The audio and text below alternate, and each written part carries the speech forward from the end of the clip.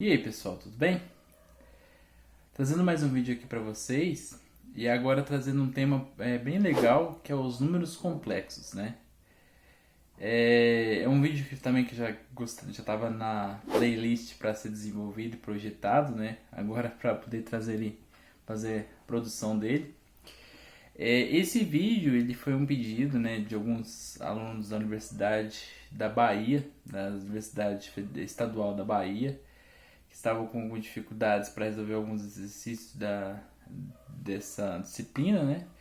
E eu resolvi desenvolver esse conteúdo não só para ajudar eles, né, mas também para ajudar o público em geral que tiver com dificuldade desse assunto, né?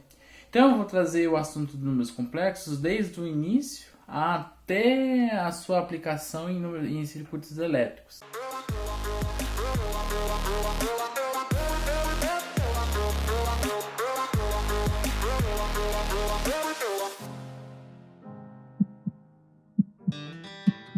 Eu vou contar um pouquinho sobre a história dos números complexos porque é uma história muito bacana, né? Fiz até uma colinha aqui.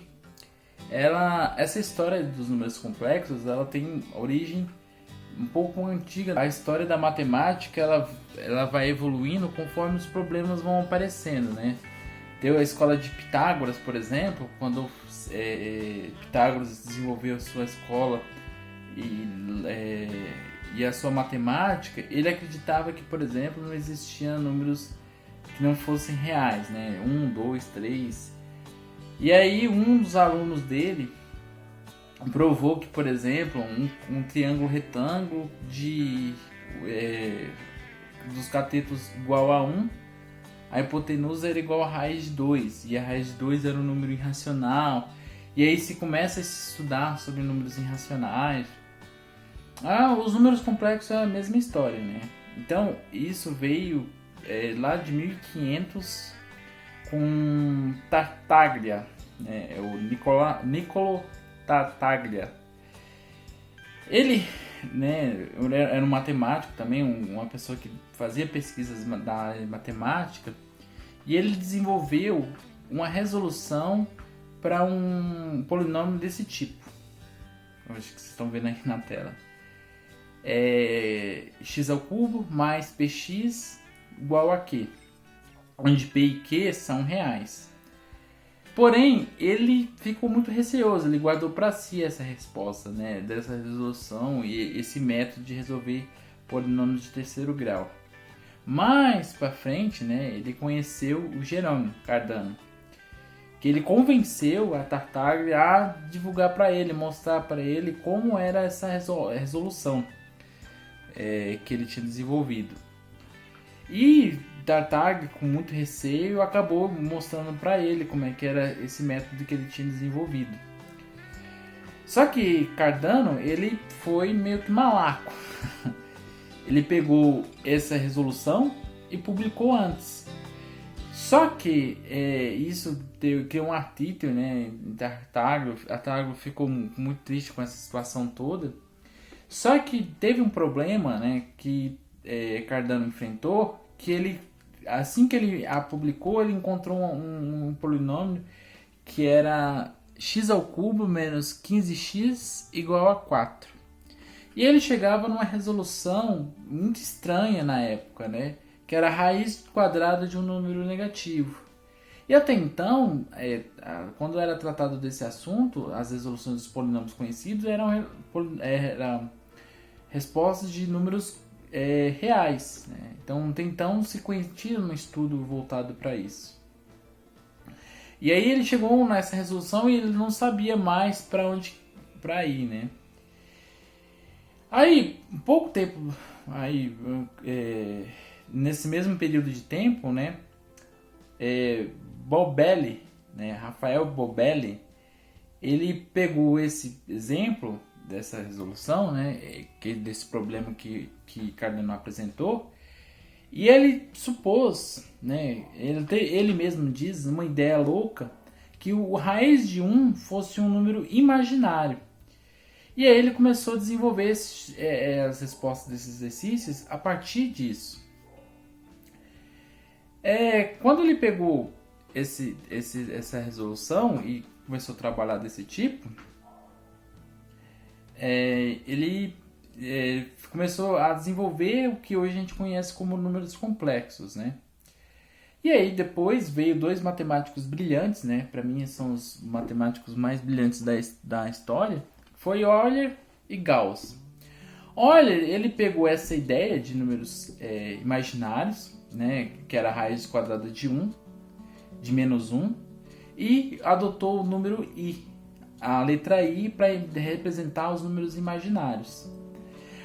Posteriormente, em 1777 a 1855, né, isso lá no século 17 ainda, o Gauss, né, na sua brilhante tese, a tese mais brilhante da história, né, onde que ele desenvolveu o teorema fundamental da álgebra, ele desenvolveu não só os teoremas que a gente aplica hoje, por exemplo, do plano cartesiano complexo, que é o que a gente utiliza para fazer os estudos, as representações, mas também ele apresentou o teorema fundamental da álgebra, né? Inclusive até anotei aqui a prova dele, que ele diz o seguinte, que toda equação polinomial de coeficientes reais ou complexos tem pelo menos uma raiz complexa. O que significa isso? Caso, por exemplo, lá do x ao cubo, ou x ao quadrado, ou x, ou polinômios com graus maiores de 12ª ordem, 15ª ordem, todos eles têm pelo menos uma raiz complexa. A gente, conforme vai estudando, a gente percebe que na maioria dos casos, conforme o caso, por exemplo, se o polinômio é um x ao cubo, ele tem 3 raízes, sejam elas reais ou complexas. 12ª raiz, ela tem raízes reais ou complexas. Geralmente, quando a gente tem, por exemplo, polinômios com grau par, né, e as suas raízes são complexas, as raízes elas são complementos. Então, por exemplo, uma raiz, a parte imaginária é positiva e na outra raiz a parte negativa. Isso a gente pode depois desenvolver conforme a gente for fazendo exercícios, né, de resolução com números complexos, mas essa é uma ideia muito legal, principalmente para controle, quando a gente vai estudar achar raízes de polinômios de ordem 12ª, 13ª ordem, a gente percebe que, por exemplo, uma raiz é real e todas as outras são complexas, porém uma é complemento da outra. E aí, para desenvolver, por exemplo, polinômio, para resolver esse tipo de problema, a gente utiliza as ferramentas matemáticas, como, por exemplo, o MATLAB. Então, dentro desse mini curso de números complexos, eu pretendo também trazer um pouco desse conteúdo de números complexos, né? Essa parte do vídeo, ele é só uma apresentação, um bate-papo aqui sobre a história dos números complexos, algo que eu acho muito legal, né? Também existe, deixa eu pegar aqui uma outra colinha também, que eu lembrei. A gente vai fazendo as anotações sobre o tema, né? E a gente vai relembrando.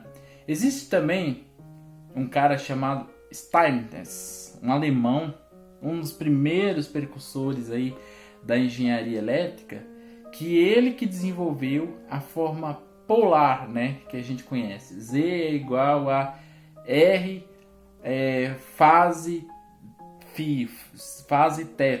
Ele que desenvolveu esse método de notação. Além disso, ele também fez o estudo da esterese, né? Que também é um estudo sobre eletricidade aplicada, né? Mas ele também fez aquele gráfico de esterese, quando a gente polariza um campo, quando ele despolariza, ele não volta mais ao ponto, porque já tem os polos do elemento ferromagnético orientado, e aí o ponto de magnetização dele muda. É muito legal também, isso provavelmente para outro vídeo, né? Mas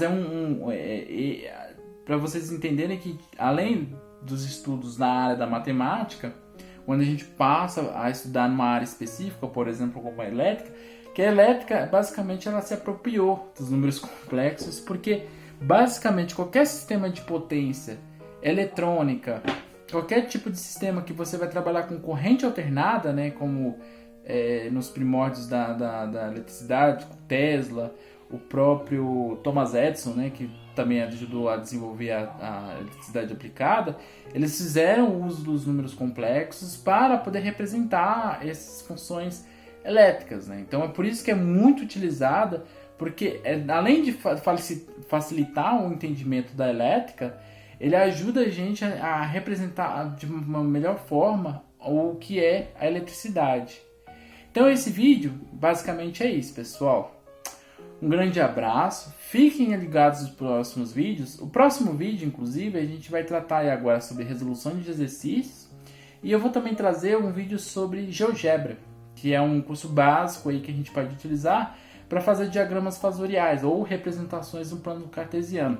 Beleza? Deixem o seu like, comentem, deixem o seu apoio a esse trabalho, que eu acredito que ele não tem fins lucrativos, né? Ele não tem vontade de ser famoso, mas que possa ajudar alguma pessoa nesse momento, principalmente nesse momento difícil que o país se enfrenta, de pandemia, né?